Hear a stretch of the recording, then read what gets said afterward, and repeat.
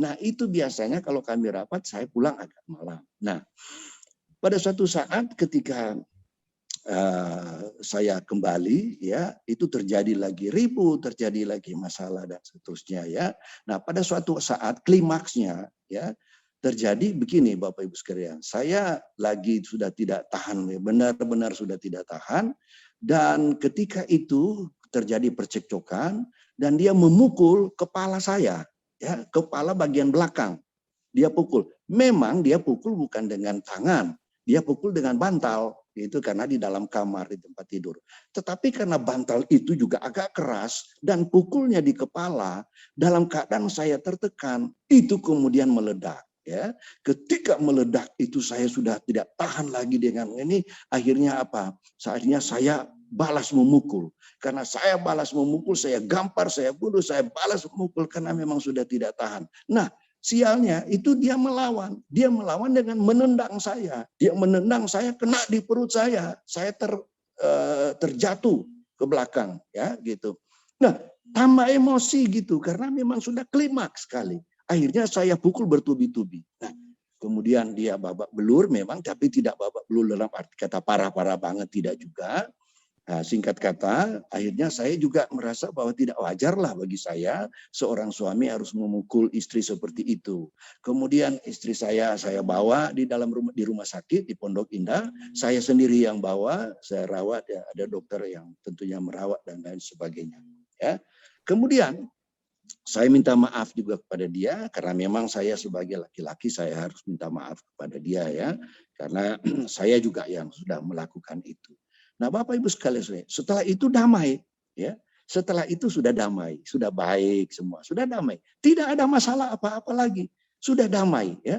Nah, pada waktu damai itu kami juga tetap masih melayani. Jadi ada gereja waktu itu di gereja di Tanjung Priuk mengundang saya khotbah dan NAO ini juga bersaksi sambil menyanyi pujian. Maaf Dan Pak kemudian Niko, bisa dipersingkat ya Pak? baik, saya persingkat. Iya, karena waktu, ya.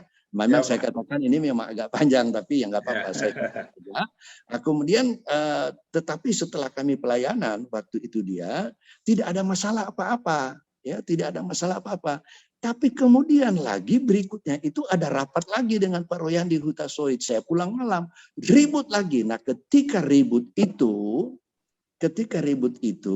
ya, nah saya keluar dari rumah, ya, saya keluar dari rumah, otomatis karena mobilnya ada 3, saya bawa mobil yang 1. Ya, ketika saya keluar dari rumah, saya nggak bisa balik ke rumah karena ada ribut, pasti ribut lagi gitu, ya. Nah, kemudian saya dia bekerja sama dengan mantan suaminya, ya, mantan suaminya ini adalah suami dari belakangan adalah Yuni Sara, ya. Yuni Sara artis juga, ya. Nah, mantan suaminya itu bekerja sama-sama artinya menolong dia untuk bagaimana caranya, dan akhirnya karena saya membawa mobil dia itu keluar rumah dengan maksud menghindari untuk sementara, kemudian balik, ya, tapi menghindar supaya jangan terjadi emosi yang meluas gitu, ya. Nah, kemudian saya dilaporkan ke polisi. Pertama mencuri mobil, ya, membawa lari mobil, ya. Baru yang kedua setelah belakangan, ya, singkat kata saja, ternyata karena mobil itu saya kembali kan ke rumah, saya balik, tidak ada jadi masalah apa-apa. Akhirnya saya dituduh pemukulan, ya, padahal sudah selesai, ya, sudah 1 bulan 2 bulan yang lalu terjadi, sudah damai, ya, tetapi kemudian dilaporkan sebagai pemukulan. Dan akibatnya saya ditahan di polisi, diproses sedemikian rupa, dia menggugat saya cerai, dan akhirnya kita cerai, dan saya ditahan, dimasukin di penjara selama 1 tahun. Nah, di dalam penjara itu saya tahu bahwa Tuhan sebenarnya menuntun, membimbing saya, karena di dalam penjara saya lebih dekat dengan Tuhan. Saya katakan Bapak Ibu Saudara, selama saya di dalam penjara, kedekatan saya dengan Tuhan itu luar biasa. Sehingga saya bisa menuntun, membimbing banyak orang di dalam penjara. Ada sekitar 100 orang yang menjadi jemaat saya yang ada di dalam penjara itu, ya.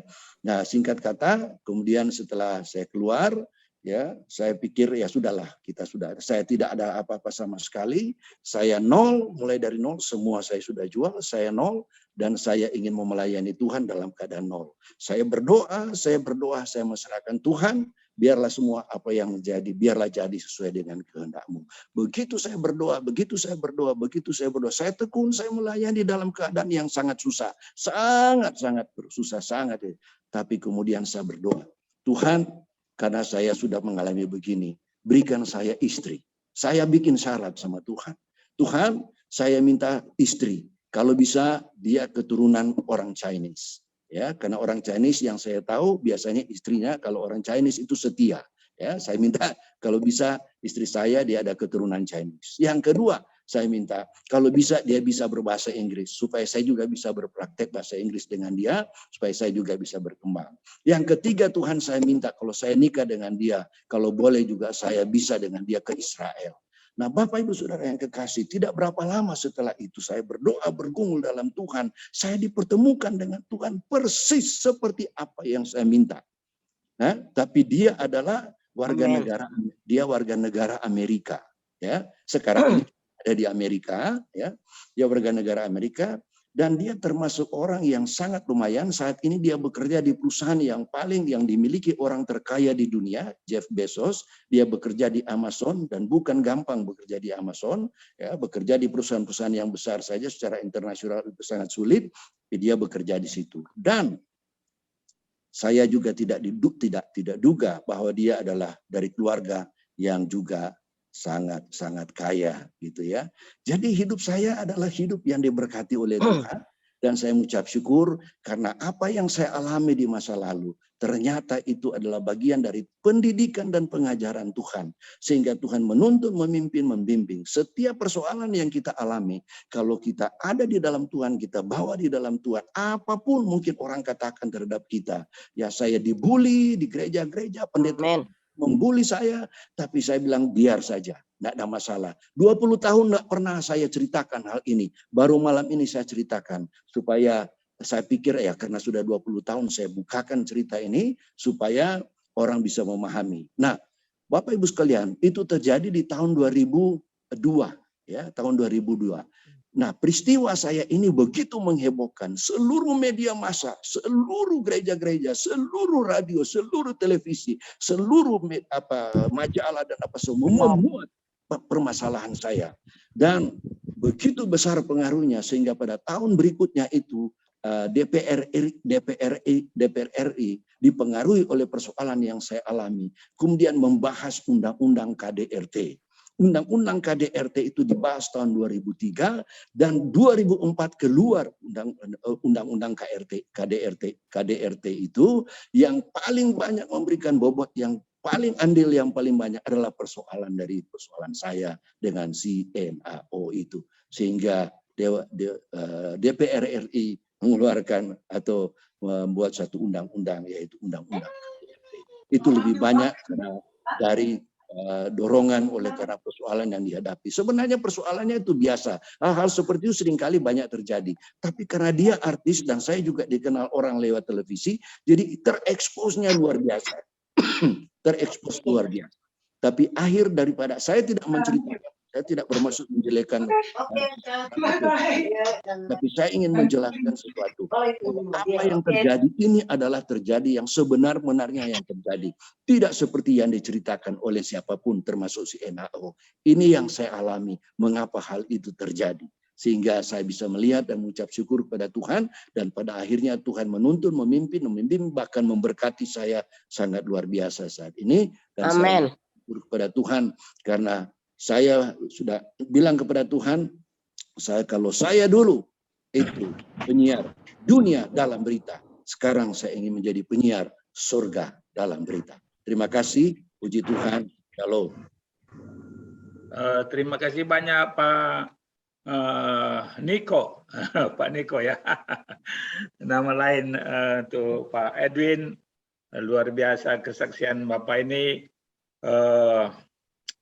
Wah, itu terima kasih Bapak merasa bebas untuk mengungkapkannya pada malam hari ini setelah 20 tahun disimpan. Terima kasih atas hak istimewa bagi program Encounter with Jesus boleh mendengarkan kesaksian itu. Bapak Ibu, kami punya program di Encounter with Jesus ini, atau Power of Love Ministry ini, namanya Beyond Sukses.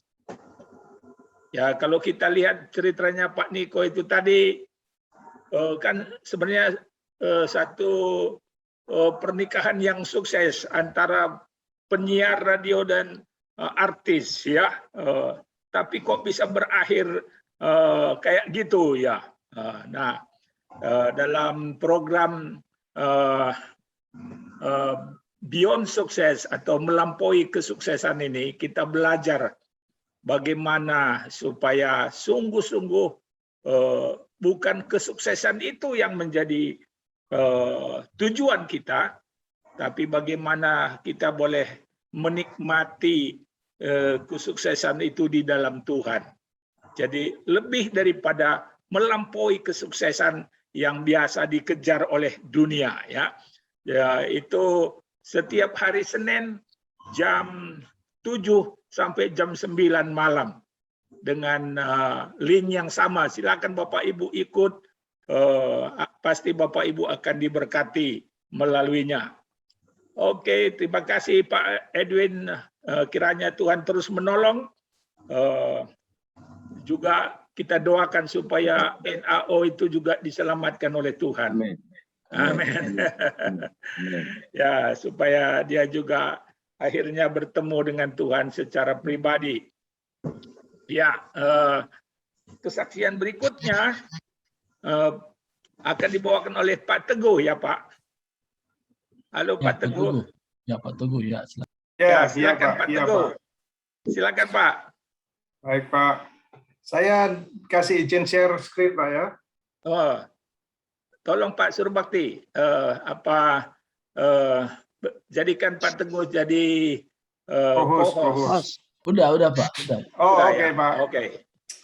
Baik, saya. Bentar.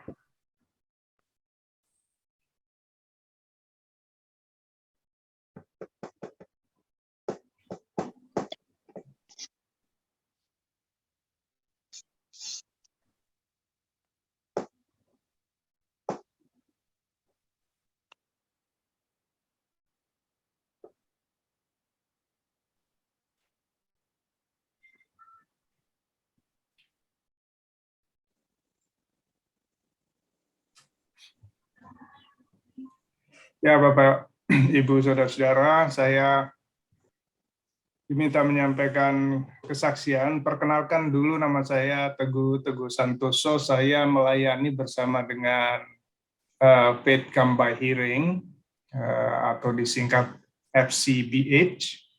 Ya, FCBH ini adalah sebuah lembaga dengan sebuah visi untuk membawa Injil kepada setiap orang. Setiap orang dalam arti bahwa FCBH memberikan peluang akses kepada siapapun untuk bisa mengakses Alkitab, termasuk orang-orang yang buta huruf, orang-orang yang tinggal di daerah-daerah pedesaan yang tidak ada listrik, tidak ada internet, tidak berpendidikan, tidak punya uang untuk membeli Alkitab. Nah, kita menyediakan supaya mereka bisa mendengar Injil. Organisasi ini berbasis di Amerika Serikat, di New Mexico, Albuquerque kotanya, dan organisasi ini ada di Indonesia sejak tahun 2004, dan kami bekerja sama dengan Lembaga Alkitab Indonesia. Jadi secara internasional bekerja sama dengan Wycliffe, jadi merecord Alkitab dalam bentuk audio, dan itu saat ini sudah lebih dari 1.400 bahasa suku atau people group di dunia ini, dan di Indonesia sudah ada 93 bahasa. Saya tampilkan di sini foto, itu board dari FCBH, yaitu Pak Ardian Kristanto. Ini dulu adalah National President FGB MFI Full Gospel ya. Kemudian ada Pak Denis Firmansyah, itu ada juga sebagai board di FCBH. Kami bertemu dengan Sekum LAI dan Kepala Biro Penerjemahannya Pak lupa namanya ini, Pak. Tadi saya catat di sini. Saya lupa. Oke, jadi kami bekerja sama dengan LAI ya, karena memang selalu ketika kami menyampaikan Alkitab audio kepada gereja-gereja, apakah ini Alkitab yang diterjemahkan oleh LAI yang direkam? Ya, benar. Mereka kemudian percaya karena takutnya salah terjemahan yang kurang kredibel gitu. Baik, saya langsung, ini adalah kesaksian ya Pak, bagaimana Tuhan bekerja luar biasa melalui Alkitab audio ini. Jadi ini adalah studio yang portable, bisa yang sederhana untuk merekam. Jadi kalau kami merekam itu bukan mono audio ya, tetapi dramatized audio, sehingga Perjanjian Baru itu yang kami rekam membutuhkan sekitar 30 aktor suara. Jadi kami sudah merekam dalam 93 bahasa suku di Indonesia ini. Ini juga teman-teman dari tim rekaman, kami ada 4 tim rekaman yang dipimpin oleh recording team leader, yaitu Pak Chandra Badudu. Bapak-bapak pasti kenal ya, Pak Yus Badudu. Nah, itu anaknya Pak Chandra Badudu. Saya sebagai program direkturnya. Kemudian ini Pak Chandra Badudu yang kaos hijau ini ya. Kemudian ini adalah bahasa-bahasa yang sudah kami rekam, Bapak Ibu Saudara lihat, bahasa Indonesia. Kemudian di Sumatera ada mulai dari Aceh, Melayu, Batak, Angkola, Karo, Simalungun, Pak-Pak Dairi, Toba, Lampung, dan sebagainya. Kemudian bahasa Jawa, Madura, Sunda di Jawa, Bali, Bali dan Sasak di Kalimantan, bahasa Dayak. Kemudian ada di daerah Maluku, Sulawesi banyak sekali itu. Kemudian NTT dan Papua. Nah, itu adalah bahasa-bahasa yang sudah kami rekam. Nah, bagaimana kemudian kami menyalurkan Alkitab suara ini? Nah, ini tadi saya tulis dalam bahasa Inggris karena saya pikir saya diundang ke chapternya Pak Surbakti ya.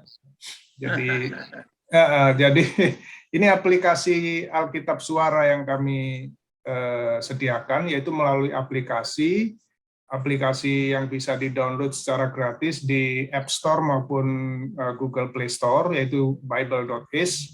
Itu ada 1.400 bahasa di sana, termasuk 90-an bahasa Indonesia, suku-suku di Indonesia. Bapak Ibu bisa download dan bisa dengar melalui Bible.is. Tentu saja sangat bergantung dengan internet ya. Tapi kami juga menyediakan melalui sebuah alat yang namanya Proclaimer, yaitu seperti radio kecil begitu. Tetapi alat ini mempunyai solar panel, sehingga kalau kena sinar matahari itu bisa ngecas baterainya. Nah, oleh karena itu sangat berguna sekali untuk orang-orang yang ada di desa-desa yang tidak ada listrik, ya. Seperti misalnya di Kalimantan, itu di daerah-daerah muara-muara sungai itu mereka hanya punya listrik kalau malam karena pakai generator, mulai dinyalakan jam 6 sore sampai jam 12 malam, setelah itu dimatikan. Nah, mereka membutuhkan sekali alat ini. Ketika kami sampaikan, mereka sangat antusias sehingga kapanpun mereka bisa mendengarkan Alkitab, karena sinyal internet juga nggak ada, listrik nggak ada, jadi mereka, kalau siang saya pernah ke sana, ke daerah Kalimantan itu, dan memang sunyi ya, kalau siang nggak ada, kalau malam baru ada listrik. Jadi itu yang kami tawarkan kepada gereja-gereja untuk bisa menggunakan ini secara free, bisa dipakai secara free.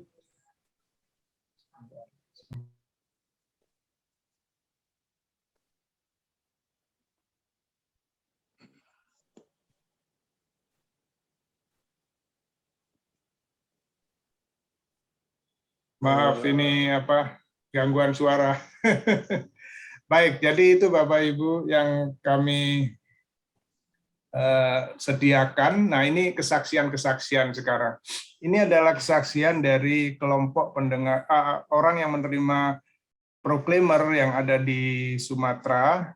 Nah, ini ada seorang ibu yang menikah dengan suami yang bukan Kristen.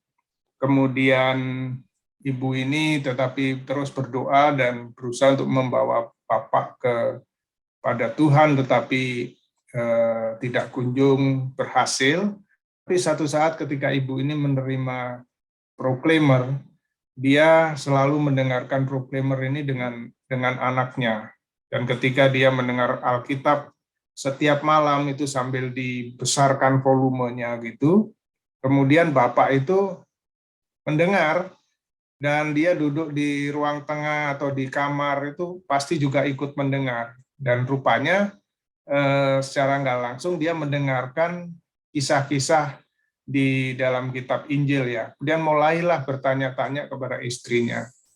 Dan satu saat istrinya ini mengundang pendetanya untuk bersaksi kepada suaminya, karena suaminya banyak pertanyaan setelah mendengarkan Alkitab melalui Alkitab audio. Kemudian suaminya akhirnya menerima Tuhan Yesus dan kemudian akan segera dibaptis. Jadi itu satu kesaksian. Kemudian ada kesaksian lagi, kami juga memperlengkapi. Ini Yonif, nggak tahu ya, lupa saya Yonif berapa di Medan itu ya. Mereka sedang ibadah. Kemudian kami perlengkapi dengan alat proklamer ini, dan mereka senang sekali, Pak, ini waktu Tuhan, karena kami minggu depan akan berangkat ke Papua untuk pengamanan di sana, maka ini sangat menolong kami, supaya kami bisa mendengarkan Alkitab walaupun di daerah-daerah terpencil yang nggak ada listrik. Jadi kami tinggal jemur di matahari, kami bisa tetap dengar Alkitab. Juga saya bilang, Pak, nanti kalau pulang jangan dibawa pulang, tinggalkan ke teman-teman di sana, orang-orang Papua, nanti Bapak bisa minta lagi kepada saya. Jadi itu yang saya sampaikan, dan kami juga mengirim ke Papua karena banyak bahasa di Papua yang juga sudah kami rekam. Kami kirim ke daerah-daerah di Manokwari, di Jayapura, di Timika, ya di pelosok-pelosok di sana, termasuk di Fak-Fak dan lain-lain. Ini di Kalimantan ini ada seorang ibu yang juga berbeban untuk suaminya yang sebetulnya sudah Kristen tetapi nggak pernah mau ke gereja, nggak tahu apakah malas dan lain sebagainya. Tapi kemudian tiap malam dia mendengarkan sama anak-anaknya yang masih kecil, setia.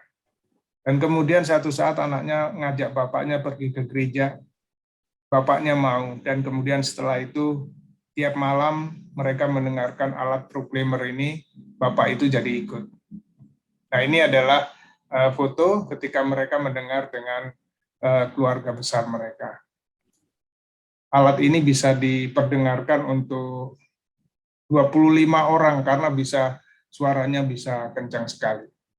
Nah, ini juga di daerah Sulawesi ini.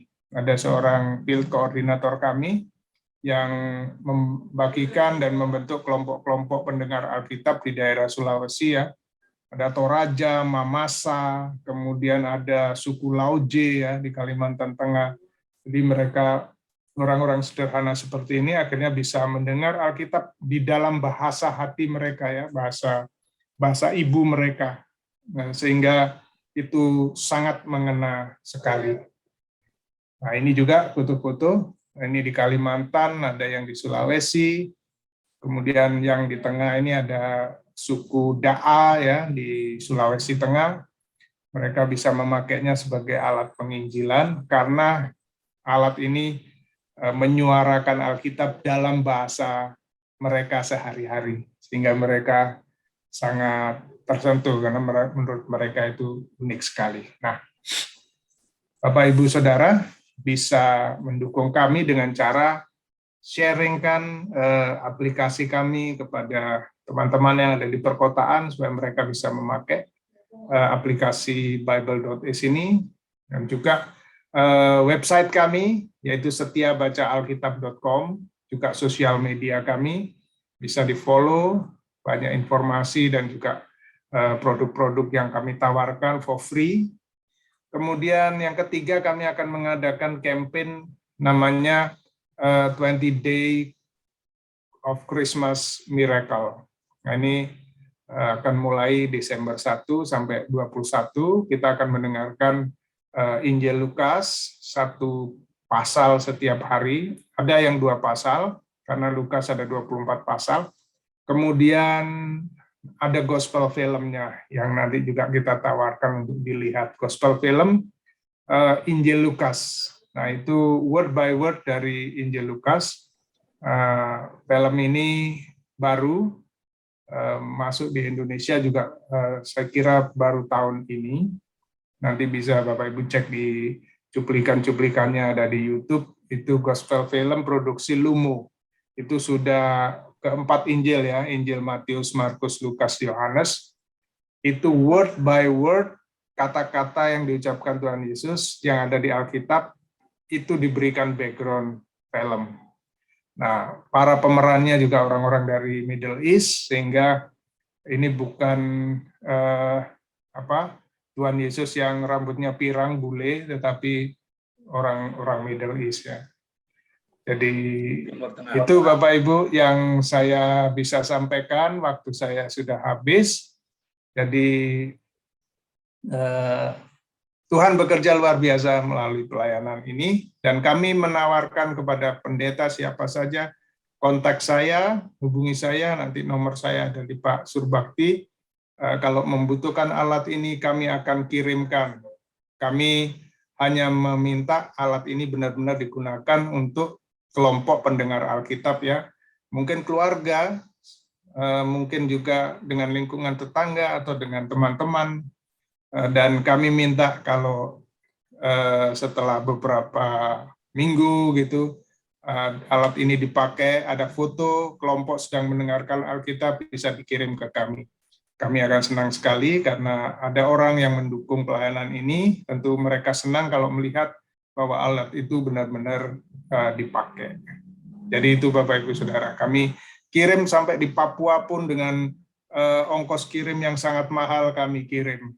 Karena memang ada orang-orang yang terbeban.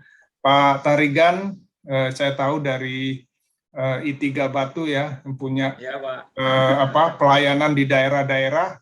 Informasikan Pak, kita bisa bekerja sama, saya bisa mengirimkan alat ini dalam bahasa-bahasa yang dibutuhkan. Terima kasih. Wah, luar biasa. Berikan sambutan meriah dulu, baik virtual atau tepuk tangan langsung. Ini suatu pelayanan mau menjangkau semua suku bangsa ya dengan Injil Tuhan Yesus. Bapak Ibu, mengapa Tuhan Yesus belum datang juga kali yang kedua? Ada yang bisa menjawab? Injil belum sampai ke seluruh suku bangsa. Amin, amin.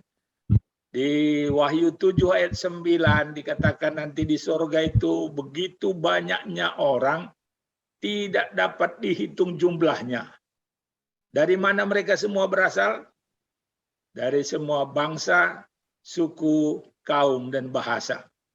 Jadi diberkatilah pelayanannya Pak Teguh ini dengan timnya, supaya semua suku bangsa boleh mendengarkan Injil dalam bahasa mereka. Wah, luar biasa itu ya. dalam bahasa ibu, dalam bahasa suku mereka. Puji Tuhan, Tuhan berkati Pak pelayanannya Pak. Terima kasih Pak. Kita akan mendengarkan kesaksian Pak Tirta tadi. Mana Pak Tirta? Nah, Pak Tirta, bagaimana kehidupan orang percaya di Kanada Pak? Silakan Pak. Terima kasih waktunya. Ya, selama saya di Kanada sudah hampir 20 tahun ya. Dari tahun 2002 saya masuk sini, pulang pergi, dan sekarang saya sudah ya jadi citizen sini. Saya bergereja di satu gereja di Toronto, yaitu Indonesian Christian Church Canada, di mana dominasi bercampur ya selain Katolik. Tapi ada orang-orang pribadi Katolik pun dia datang kepada kita bersama-sama menyembah. Jadi cukup bagus ya. Ini gereja Indonesian Christian Church Canada adalah gereja yang didukung oleh pemerintah setempat.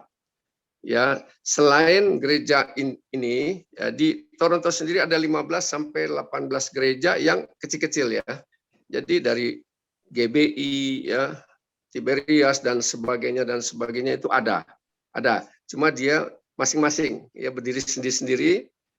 Kalau kita memang karena udah gedung berdiri cukup besar dan didukung oleh pemerintah gitu. Jadi kita juga harus ikut aturan pemerintah ya, karena didukung oleh pemerintah jadi harus terus. Dan kita bilang ini adalah gereja yang tidak mencari keuntungan, makanya disupport ya listriknya dan keamanan dan sebagainya begitu. Nah, setiap minggu kalau bukan pandemik kita bisa sampai 400 orang ya. Wow. Berkumpul 400 orang. Ya. Tapi selama pandemik ini kemarin paling besar 100 karena memang nggak boleh ya, kita boleh 30% begitu masih. Tetap ya protokol kesehatan dijalankan kita untuk mencegah jangan sampai menyebar lagi karena udah bagus, udah kondusif ya. Kita sudah berjalan-jalan kemana-mana. Memang kita juga suntuk di rumah terus hampir 2 tahun. Ya, gereja kita jalan-jalan ke mall ya kan, ke outlet segala macam is okay. Cuman kita kalau masuk ke ruangan tetap harus pakai masker. Ya itu yang diwajibkan, dan di depan dikasih sanitizer harus kita pakai. Itulah Kanada ini negara multi etnis kalau saya bilang. Selama saya lihat di sini tidak ada satupun orang yang, malah orang bulenya sedikit ya, kebanyakan Asia. Ya yang banyak itu memang orang India, Chinese, Filipina ya. Sama orang-orang Asia lain dari Taiwan ya, dari Vietnam juga banyak. Yang terbanyak memang India. Karena memang negara Kanada adalah negara persemakmuran Inggris. Dia dibentuk oleh uang dari Raja Inggris. Jadi di sini nggak ada presiden. Perdana Menteri yang menjalankan pemerintahan, dia berafiliasi ke Inggris. Jadi ada gubernur jenderalnya adalah orang Inggris yang ditunjuk dari sana. Nah di sini pemilihan itu hanya memilih Perdana Menteri yang mengelola pemerintahan. Ya, kalau saya lihat memang dari sejarah memang Inggris itu adalah negara agama kalau saya bilang ya. Sampai sekarang ya. Dia adalah negara agama, kayak Roma kan negara agama Katolik, tapi kalau Inggris adalah negara Protestan ya. Kalau saya punya pandangan ya. Karena saya lihat di sini di Kanada juga memang sangat manusiawi sekali. Jadi mereka protect ya anak kecil, perempuan dan orang tua. Itu yang kalau saya lihat dalam kehidupan hari-hari. Lalu pada saat dia juga kepada dunia memproklamirkan diri sebagai yang kemanusiaannya cukup tinggi. Jadi setiap ada gejolak, perang saudara dan sebagainya di negara lain, itu PBB selalu lempar ke sini, ya kan? Ya imigrannya itu lempar ke sini dulu. Jadi itulah Kanada paling banyak menerima imigran-imigran seperti contoh yang lalu, dari yang terakhir paling besar itu di Syria ya, itu 25.000 Kanada terima imigran 25.000. Yang kemarin Afghanistan di sini terima 2.500. Jadi negara paling besar untuk menerima imigran yang peperangan di negara lain itu Kanada. Saya rasakan memang ini Kanada adalah negara, kalau boleh saya bilang saya pribadi, negara yang menyembah kepada Tuhan, negara Kristen gitu ya. Muslim ada, tapi dia boleh ibadah, dia ada Muslim Center. Lu boleh ibadah di sana, tapi tidak boleh ada koak-koak gitu ya. Kayak di Indonesia itu nggak boleh. Lu ibadah di dalam situ. Orang Buddha ya ada ibadah lu di gedung sana gitu ya. Tidak boleh kuak-kuak di Indonesia gitu. Jadi nggak ada itu ya kan, toa ya berkoar-koar manggil untuk ibadah Muslim, tidak dibolehkan. Jadi gereja banyak sekali. Orang Arab di sini punya gereja dengan bahasa Arab. Orang Greek punya gereja bahasa Greek. Itu ya, masih orang Filipin punya gereja bahasa Filipin. Gereja banyak sekali. Ya, puji Tuhan, saya juga memang dibawa oleh Tuhan kemari, nggak salah lah. Ya, saya merasakan benar kasih Tuhan itu luar biasa untuk Kanada. Ya, di Indonesia sekarang di Amerika ancur-ancuran, tapi Kanada nggak ngalamin itu. Ya, karena apa? Karena ada kasih. Ya, Tuhan menyertai. Yang ada saya lihat ya, saya alami itu. Ya, walaupun gitu juga memang ada secara dunia, Kanada itu penduduknya hanya 10% dari Amerika. Negaranya besarnya sama, besarnya lainnya sama, penduduknya hanya 10%. Jadi lebih gampang di-manage gitu ya. Jadi keamanannya cukup bagus. Kita kalau ada apa-apa, orang sakit aja alergik, ya yang saya alami cucu saya. Telepon 10 menit datang ambulan, datang polisi ada 3. Jadi ambulan, polisi, dan pemadam kebakaran langsung dia datang. Dia lihat. Kalau masalahnya orang sakit ya udah ambulan ditinggal, polisi tetap nungguin pemadam kebakaran berangkat meninggalkan. Jadi ambulan juga di sini nggak kayak di Indo. Ambulan itu hanya supir ya supir. Kalau di sini ambulan itu yang supir 2 orang itu adalah ya dia itu ahli juga ya di bidang kedokteran gitu. Jadi orang langsung dilihat ada apa ini, langsung nggak langsung dibawa ke ambulan, dia kasih obat dulu ya.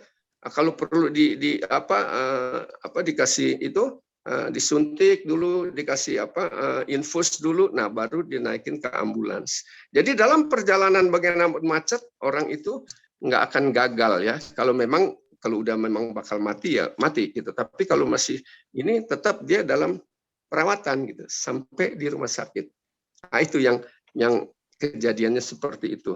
Saya bersyukur saya bisa ke sini waktu di Indo ya kita bergereja juga aduh luar biasa, tapi saya percaya Pak Teguh tadi itu ya luar biasa karyanya ya, kita berharap ya di daerah-daerah yang haus akan firman dia boleh memuliakan Tuhan dan Indonesia akan dipulihkan, akan dinaungi oleh kuasa Tuhan dan kemuliaan Tuhan akan terlihat dan terasa di mana-mana dan Indonesia akan memuliakan Tuhan.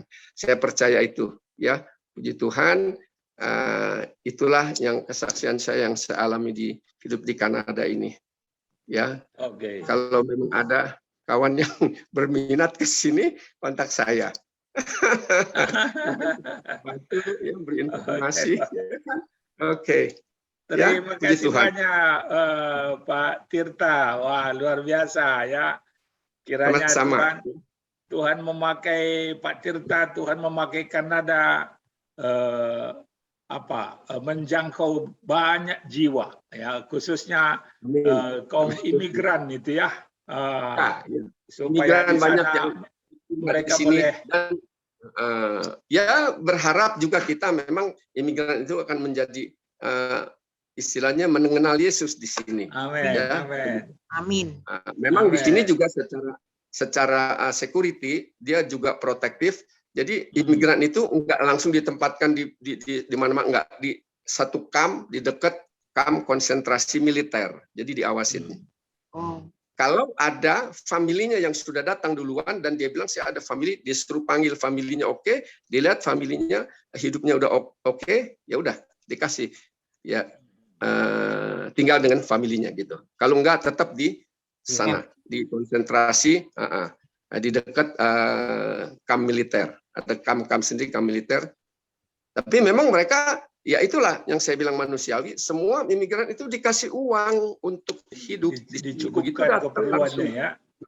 Dikasih untuk keperluannya. Sekian ratus $100 untuk dia bisa hidup gitu. Sambil dia adaptasi dengan lingkungan. Kalau memang udah ada kerjaan dia kerja, tapi tetap diawasin supaya jangan sampai mengkontaminasi Kanada gitu. Memang ada. Dulu pernah ada juga teroris yang nembak, ada. Sempat masuk. Ya, memang bisa lolos juga gitu. Nah, memang mereka itu ya orang dari sana, teroris yang udah lama dari Iran itu ada. Tapi ya puji Tuhan lah ya, karena penduduk sedikit lebih gampang diawasin dan protektif sekali. Kita di sini kalau ada apa-apa telepon polisi 5 menit 10 menit datang langsung polisi. Wow, luar biasa. Bagus, cepat tanggap dan kita merasa terlindungi, Aman, terlindungi. Ya, itu saja, waktunya terlalu panjang. Nanti saya akan cerita lebih lanjut lagi bagaimana Nanti bisa di lain kesempatan kita dengar lagi. Syaratnya gimana di sini nanti akan cerita lagi. Pak. Oke.